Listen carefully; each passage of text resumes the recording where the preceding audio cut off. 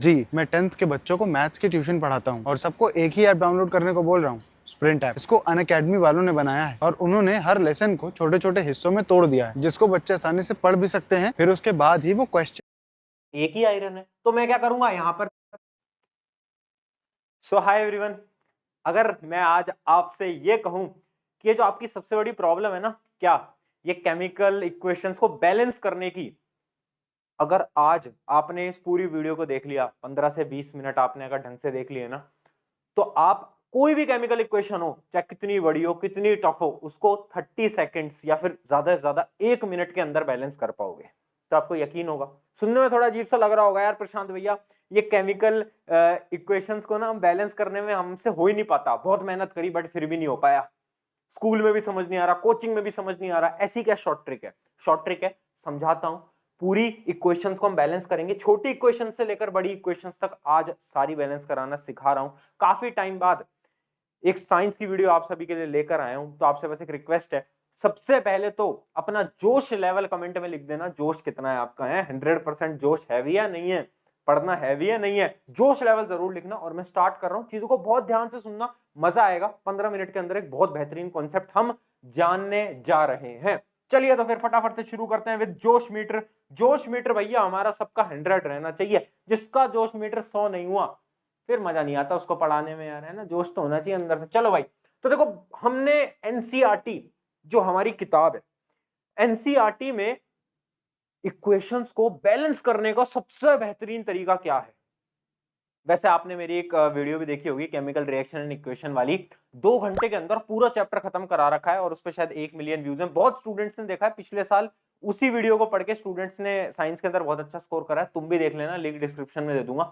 अच्छा ये बताओ, एनसीईआरटी में क्या मेथड है? एनसीईआरटी के अंदर जो सबसे प्रोमिनेंट मेथड है उसका नाम है हिट एंड ट्रायल।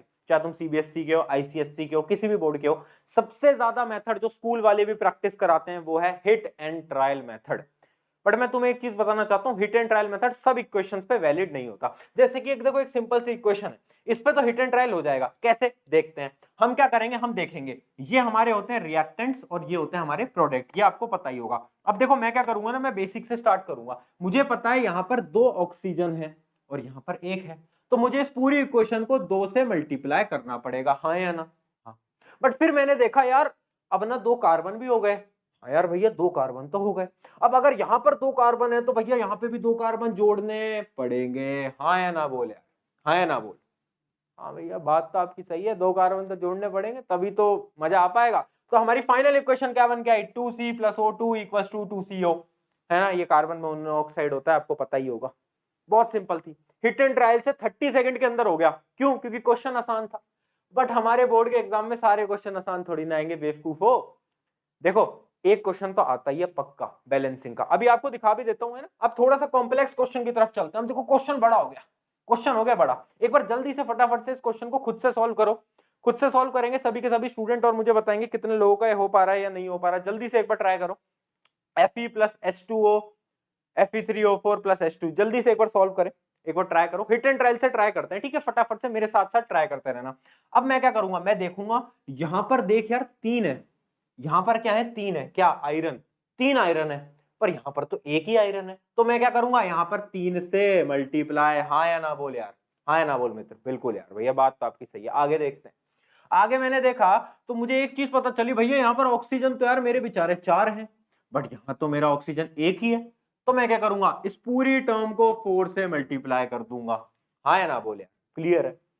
अब जब मैंने 4 से मल्टीप्लाई करा ना, तो मुझे एक चीज समझ आई, यहां पर टोटल हाइड्रोजन कितने हो गए? हाइड्रोजन कितने हो गए? 8 हो गए। क्यों? देखो 2 × 4 8 हो गए।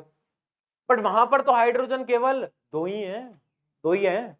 तो क्या करना पड़ेगा मुझे, यहां पर मुझे 4 से मल्टीप्लाई करना पड़ेगा, मतलब यहां पर आ जाएगा 4H2। हाँ या ना बोल यार? हाँ या ना बोल? क्या अब मेरी इक्वेशन बैलेंस हो गई? हाँ यार, सारे एटम बैलेंस हो गए ना? हो गए। रिएक्टेंट प्रोडक्ट दोनों बराबर हो गए, तो इसका मतलब मेरी इक्वेशन बैलेंस हो गई। तो फाइनल इक्वेशन क्या है? 3Fe plus 4H2O equals to Fe3O4 plus 4H2। क्या एकदम ये क्लियर है? हिट एंड ट्रायल से करा, बट पिछले क्वेश्चन के अंदर 30 सेकंड लगा था, बट यहां पर हमें थोड़ा सा टाइम लगा। थोड़ा सा टाइम इसलिए लगा ना क्योंकि क्वेश्चन थोड़ा सा बड़ा हो गया। मैं आपको कुछ दिखाना चाह रहा हूं। जैसे जैसे क्वेश्चन बड़ा होता जाएगा ना, हिट एंड ट्रायल बहुत टिपिकल होता जाएगा, मुश्किल होता जाएगा। अब ये अगला क्वेश्चन दिखा देते हैं।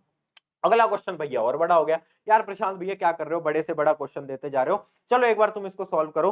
CO प्लस NH3, NH3 आपको पता होगा क्या होता है, अमोनिया, और अपना Cu plus N2 plus H2, है ना। इस रिएक्शन को हम सॉल्व करते हैं, बड़ी इसी रिएक्शन है, हिट एंड ट्रायल से सॉल्व करूंगा मैं, हिट एंड ट्रायल, क्योंकि स्कूल में तो हमें हिट एंड ट्रायल ही पढ़ाया जाता है, तो उसे के अकॉर्डिंग मैं सॉल्व कर लेता हूं। देखो सबसे पहले मैं किसको बैलेंस करूं। अच्छा मैं सबसे पहले देखता हूं, यहां पर कॉपर 1 है, यहां पर भी कॉपर 1 है, बैलेंस करने की कोई आवश्यकता नहीं। आगे बढ़ते हैं। यहां पर मैंने देखा यार, यहां पर नाइट्रोजन 2 है, यहां पर 1 है, तो मैं ऐसा करता हूं, पहले इसको 2 से मल्टीप्लाई कर देता हूं। मैंने 2 से मल्टीप्लाई कर दिया। जब मैंने 2 से मल्टीप्लाई करा तो मुझे एक चीज समझ आई कि अब यहां पर हाइड्रोजन देखो कितने हो गए, हाइड्रोजन हो गए 6, है ना, हाँ है ना। बट यहां पर तो मेरे हाइड्रोजन 2 ही हैं, तो मुझे क्या मल्टीप्लाई करना पड़ेगा, यहां पर मुझे 3 से मल्टीप्लाई करना पड़ेगा, यहां पर मुझे 3 से मल्टीप्लाई करना पड़ेगा। बट जब मैंने यहां पर 3 से मल्टीप्लाई करा तो अब मेरे ऑक्सीजन यहां 3 हो गए, और यहां पर तो ऑक्सीजन भैया 1 ही था, तो फिर से प्रॉब्लम खड़ी हो गई। अब मैं क्या करूंगा, ऑक्सीजन को बैलेंस करूंगा। ऑक्सीजन को बैलेंस करने के लिए मुझे यहां पर 3 से मल्टीप्लाई करना पड़ेगा। हाँ कि ना बोल यार, हाँ कि ना बोल यार, हाँ भैया। बट जब मैंने 3 से मल्टीप्लाई करा तो एक और प्रॉब्लम खड़ी हो गई कि यहां पर मेरे 3 कॉपर और यहां पर मेरा 1 कॉपर, अब मुझे इसको भी 3 से मल्टीप्लाई करना पड़ेगा। अब एक बार हम फाइनल देख लेते हैं कि सारी चीजें बैलेंस हो गई।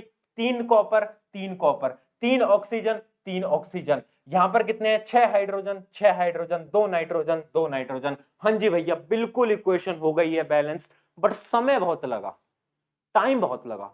क्यों, क्योंकि हम हिट एंड ट्रायल मेथड से सॉल्व कर रहे थे। तो देखो ये तो मैंने आपको सिखा दिया हिट एंड ट्रायल मेथड, बहुत बेसिक मेथड है। But Imagine learning an entire chapter just in 10 minutes. How? Well, with the magic solve कर रहे थे। तो देखो ये तो मैंने आपको सिखा दिया हिट एंड ट्रायल मेथड, बहुत बेसिक मेथड है। बट अब एक और मेथड है। इक्वेशन जैसे जैसे बड़ी होती जाती है, हिट एंड ट्रायल करना उतना ज्यादा डिफिकल्ट होता जाता है। देखो अगर तुम्हारे एग्जाम के अंदर आसान इक्वेशन आई है, सिंपल सी है, तो हिट एंड ट्रायल से करो, बहुत जल्दी सॉल्व हो जाएगा। बट अगर इक्वेशन मुश्किल है, जैसे कि आपको दिखा देते हैं, ये रही हमारी थोड़ी सी मुश्किल इक्वेशन, अब इसमें हिट एंड ट्रायल लगाना भैया बहुत मुश्किल है, बहुत मुश्किल है, क्योंकि यहां पर बहुत सारे एलिमेंट्स है, सबको बैलेंस करते करते पागल हो जाओगे तुम। तो यहां पर कौन सा मेथड लगाएं। अब मेथड सुनना मेरा वाला, जो कि एक शॉर्ट ट्रिक होती है, शॉर्ट ट्रिक तो मतलब नहीं कहूंगा, बट एक आसान तरीका है। देखो इसको हम बोलते हैं कोफिशिएंट मेथड। कोफिशिएंट मेथड क्या होता है, इमेजिन कर लो कि इसका कोफिशिएंट है a, इसका कोफिशिएंट है a, इससे इसका कोफिशिएंट है b, इसका कोफिशिएंट है c, इसका कोफिशिएंट है d। कोफिशिएंट क्या होता है आपने मैथ के अंदर पढ़ा होगा, है ना, कोफिशिएंट क्या होता है उतना तो आपको आइडिया होगा। अब मैं क्या करूंगा ना, मैं कोफिशिएंट्स को बराबर करूंगा, जैसे कि ध्यान से देखना, यहां पर देखो कितने हैं, एल्यूमिनियम के कितने हैं, 2 आयंस है, तो और यहां पर कितने हैं, यहां पर 1 है। तो क्या मैं पहली इक्वेशन बना सकता हूं। कोफिशिएंट की इक्वेशन बनाना सीखना बहुत इंपॉर्टेंट है, बहुत इंपॉर्टेंट है। ये वाला सवाल, इतने बड़े बड़े सवाल आते हैं, इसकी शॉर्ट ट्रिक दे रहा हूं, ध्यान से सुनोगे तो समझ आएगा। थोड़ा सा टफ मेथड भी है, बट ध्यान से सुनना। देखो मैं क्या करूंगा, यहां पर एल्यूमिनियम के 2 हैं और कोफिशिएंट इनका a है, तो मैं लिख दूंगा 2a इज इक्वल्स टू कितना, c, क्योंकि वहां पर एल्यूमिनियम का एक ही है। क्लियर है, क्लियर है। ये मैंने क्यों करा, ये मैंने क्यों करा, क्योंकि यहां पर एल्यूमिनियम के 2 थे, यहां पर 1 थे, और हमें तो इक्वेशन को बैलेंस करना है, तो हमें बराबर इक्वेशन बनानी पड़ेगी। ये हमारी बन गई इक्वेशन 1। अब आगे देखते हैं, यहां पर SO4 के कितने हैं, 3, तो मैं लिखूंगा 3a इज इक्वल्स टू, वहां पर देखो कितने हैं, वहां पर एक ही है, वहां पर एक ही है, तो मैं लिख दूंगा इज इक्वल्स टू d। ये मेरी बन गई इक्वेशन नंबर 2। आगे देखते हैं, अब इसकी तरफ आते हैं। यहां पर Ba क्या होता है हमारा, बेरियम, बेरियम के कितने आयंस हैं, एक ही है, एक ही है, और वहां पर देखो कितने, वहां पर भी एक ही है, तो मतलब सिंपल सी इक्वेशन बन गई, B is equals to D। ये हमारी इक्वेशन नंबर 3 बन गई। आगे देखते हैं, Cl2, Cl के कितने आयंस हो गए, कितने एटम्स हो गए, 2 एटम्स हो गए। भैया बहुत ध्यान से सुनना, आधे बच्चे इसमें कंफ्यूज रहते हैं, आधे बच्चों के नंबर करते हैं केमिकल रिएक्शन इक्वेशन में, तो ध्यान से। यहां पर कितने हैं, 2, है ना, तो मैं लिखूंगा 2b इज इक्वल्स टू कितना, वहां पर कितने हैं, 3, तो मैं लिखूंगा इज इक्वल्स टू 3c। ये हमारी 4 इक्वेशन बन के आ गई। क्या ये चारों इक्वेशन हमें समझ में आई, हाँ या ना बोल यार, क्या चारों इक्वेशन हमें समझ में आई। अब मुझे कुछ नहीं करना, अब मुझे जिंदगी का सबसे आसान काम करना है, किसी की भी वैल्यू 1 ले लो, इनमें से किसी की भी वैल्यू तुम 1 ले लो, जो तुम्हारी इच्छा कर रही है ना, उसकी वैल्यू तुम 1 ले लो फटाफट से, जो भी तुम्हारी इच्छा कर रही है। अच्छा मेरा इच्छा कर रही है कि यार भैया a की वैल्यू ना मैं 1 ले लेता हूं, तो मैंने a की वैल्यू 1 ले ली। अज्यूम कर लो, अज्यूम कर लो a की वैल्यू जैसी 1 हुई तो देखो c की वैल्यू कितनी हो गई, c की वैल्यू हो गई 2। क्लियर है, c की वैल्यू हो गई 2।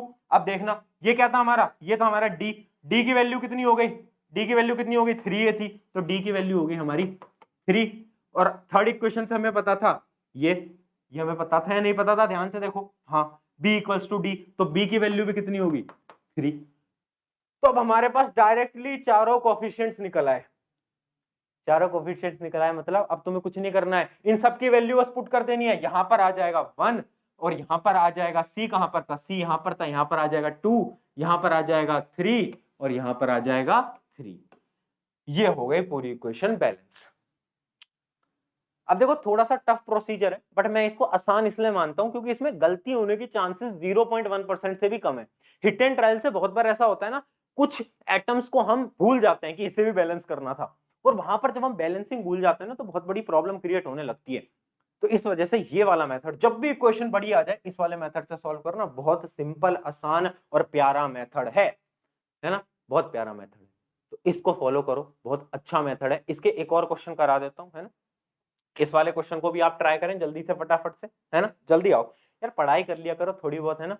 और अगर तुम मेरा सेशन पहली बार देख रहे हो, तो अगर तुम एक आशिक आदमी हो, जैसे कि मैंने आजकल बहुत देखा है 10वीं के छात्र बहुत आशिक हो रखे हैं, कमेंट में अलग ही बातचीत करते रहते हैं किसी से भी, तो तुम्हारे लिए बस एक लाइन है जो कि मैं हर अपने सेशन में बोलता हूँ, ध्यान रखना, दिल ने ये कहा है, दिल से तेरा कट रहा है फिर से, तो भैया कटवाओ मत अपना और पढ़ाई पे फोकस कर लो, क्योंकि ये एक ऐसा साल है जिसमें कि तुम अपना सेल्फ कॉन्फिडेंस बहुत बना सकते हो। सेल्फ कॉन्फिडेंस से मेरा क्या मतलब है, देखो यार, अगर तुम एक बहुत अच्छी परसेंटेज लेकर आओगे ना, तो एक सेल्फ कॉन्फिडेंस बनेगा, तुम्हारे पेरेंट्स को तुम पे विश्वास बढ़ेगा, और वो बहुत इंपॉर्टेंट है। तो चलो यार आगे बढ़ते हैं। ये वाला एक सवाल है यार, इसको कर लेते हैं। ये भी एक थोड़ा बड़ा सवाल है, ये एक सिंपल सवाल है, इसको तुम हिट एंड ट्रायल से भी कर सकते हो। अब देखो इस क्वेश्चन को दोनों से ट्राई करो, तुम्हें कौन सा आसान मेथड लगता है, हिट एंड ट्रायल या फिर एबीसीडी मेथड। मैं एबीसीडी मेथड से ही कराऊंगा। इसको ले लिया ए, यहां पर ले लिया बी, यहां पर ले लिया सी और यहां पर ले लिया डी। अब मैं क्या करूंगा, ए में क्या है एफ ई, वहां पर कितने एफ ई हैं, 2 हैं। ध्यान से देखना, मैं लिख दूंगा ए इक्वल्स टू 2c। क्लियर है भैया, बोल यार हाँ या ना बोला करे यार तू यार फटाफट से। क्लियर है, क्लियर है, आगे देख। अब देखते हैं S2, S2 वहां पर कितने हैं, वहां पर एक ही है, तो मैं लिखूंगा 2a इज इक्वल्स टू कितना D। क्लियर है, हाँ या ना बेटा, हाँ। चलो आगे चलते हैं। O2, O कितने हैं यहाँ पर है 3, तो मैं क्या लिखूंगा 2b is equals to 3c। क्या ये क्लियर है, हाँ ना बोल, हाँ ना, बिल्कुल। चल भाई आगे क्या बचा, हमारे हो गए सारे आइटम बैलेंस, हो गए क्या हमारे सारे। अच्छा नहीं नहीं नहीं, यहाँ पर ऑक्सीजन और भी है, यहाँ पर ऑक्सीजन और भी है, ध्यान रखना, यहाँ पर 3 ऑक्सीजन तो ये है और 2 ऑक्सीजन वो भी तो है भैया, उनको कौन बैलेंस करेगा, तो मतलब प्लस प्लस 2d। ये हमारी 3 इक्वेशन बन के आई हैं। क्या ये तीनों इक्वेशन आपकी बन गई थी, क्या तीनों इक्वेशन आपकी बन गई थी, देखें ये तीनों इक्वेशन। अब आप किसी भी एटम को 1 मान लो और उससे सॉल्व कर दो, आपका आंसर आ जाएगा। किसी को भी यहां पर 1 मान लो और आप सॉल्व कर दो, आपका आंसर आ जाएगा। जल्दी से फटाफट एक बार मेरे को निकाल के बताएं आंसर क्या आ रहा है सभी का, सभी का आंसर क्या आ रहा है, एक बार इसको सॉल्व करो फटाफट से, जल्दी करें। फीस कैसे कम करें, इसके अंदर फीस कैसे लो करें, क्या तरीका है। तो पहला तरीका ये है कि आप जल्दी करें फटाफट एकदम। इसमें मैं C की वैल्यू 1 ले लूं, C की वैल्यू 1 ले लूं क्या यार, मैं C की वैल्यू 1 ले लूं। C की वैल्यू अगर मैं 1 लूंगा तो मेरी A की वैल्यू कितनी आएगी 2, देखना एकदम बढ़िया। अगर मेरी A की वैल्यू 2 है तो मेरी D की वैल्यू कितनी आएगी, D की वैल्यू आएगी 4, D की वैल्यू आएगी 4 इस इक्वेशन से, है ना। अगर मेरी D की वैल्यू आ गई और हमें क्या बच रहा है, हमें अच्छा एक हमारी C की वैल्यू भी आ गई और D की वैल्यू भी आ गई, तो क्या मैं B की वैल्यू निकाल सकता हूं, हाँ यार यहाँ पर सब्स्टिट्यूट कर दो ना दोनों का, तो 2b is equals to 3c, कितना 3 प्लस d की वैल्यू कितनी है 4, तो प्लस कितना आ जाएगा 8 प्लस 8, तो b की वैल्यू आ जाएगी 11/2। क्या एकदम क्लियर है, क्या एकदम क्लियर है, क्या एकदम क्लियर है, बताओ। अगर इस क्वेश्चन को तुम हिट एंड ट्रायल से सॉल्व करने बैठोगे ना तो बहुत समय लग जाएगा, मजाक से हटके बोल रहा हूं, बहुत समय लग जाएगा। इससे तुम सॉल्व करोगे तो तुम्हारा एग्जैक्ट आंसर आ गया। अब तुम्हारा A कोफिशिएंट आ गया, तुम्हारा B कोफिशिएंट आ गया, तुम्हारा C कोफिशिएंट आ गया, तुम्हारा D कोफिशिएंट आ गया, बस अब वैल्यूज रख दो, आंसर आ गया। बट यहाँ पर एक लोचा है, एक लोचा है। लोचा मतलब समझते हो? मतलब कुछ गलत है। गलत क्या है यहाँ पर देखना, यहाँ पर b की वैल्यू ना फ्रैक्शन में आई है 11/2। जब भी आपकी कोई भी वैल्यू फ्रैक्शन में आती है ना, जैसे यहाँ पर 11/2 आ रही है, तो हम क्या करेंगे ना, पूरी इक्वेशन को 2 से मल्टीप्लाई कर देंगे। इससे क्या होगा, वो जो फ्रैक्शन वाली वैल्यू है ना, उसका 2 हट जाएगा और 11 बचेगा। समझे बात को? तो मेरी अब कोफिशिएंट्स की सारी वैल्यू को तुम 2 से मल्टीप्लाई कर दो, 2 से मल्टीप्लाई कर दो, 2 से मल्टीप्लाई कर दो, तो ये आएगा 2, ये आएगा 4 और ये आएगा 8, और जो अपना b है वो आ जाएगा 11, है ना? ये मैंने क्यों करा? क्योंकि मुझे वो 11/2 जो था ना नीचे, उस 2 को हटाना था। और ये भी तुम अपने बोर्ड एग्जाम के अंदर करके आओगे। देखो वैसे तो नंबर नहीं कटने चाहिए अगर तुम फ्रैक्शन में भी आंसर लिखते हो, बट कभी कभार कोई कोई टीचर इसमें नंबर काट सकता है, आधे नंबर 1/4 मार्क्स आपके काट सकता है, तो आपको तैयार रहना है। तो एक सिंपल सी टेक्निक है, आप समझ गए होगे, बहुत अच्छे प्रोसीजर से मैंने आपको समझा दिया, हिट एंड ट्रायल भी समझा दिया, ये मेथड भी समझा दिया, कोफिशिएंट मेथड। कोफिशिएंट मेथड आपको अभी बहुत ऐसा लग रहा होगा कॉम्प्लेक्स, बट मैं आपको बताऊं इससे आंसर आपका हमेशा एक्यूरेट आएगा। सबसे बड़ा प्रॉफिट है इसका कि एक्यूरेट आएगा। चलो आपको होमवर्क सवाल भी दे देते हैं, इन 2 सवाल को ट्राई करना, एक बार नोट कर लो फटाफट से। इन 2 सवाल को ट्राई करना, कोफिशिएंट मेथड से ट्राई करना, हिट एंड ट्रायल से तो तुम करने में तुम्हें थोड़ी प्रॉब्लम।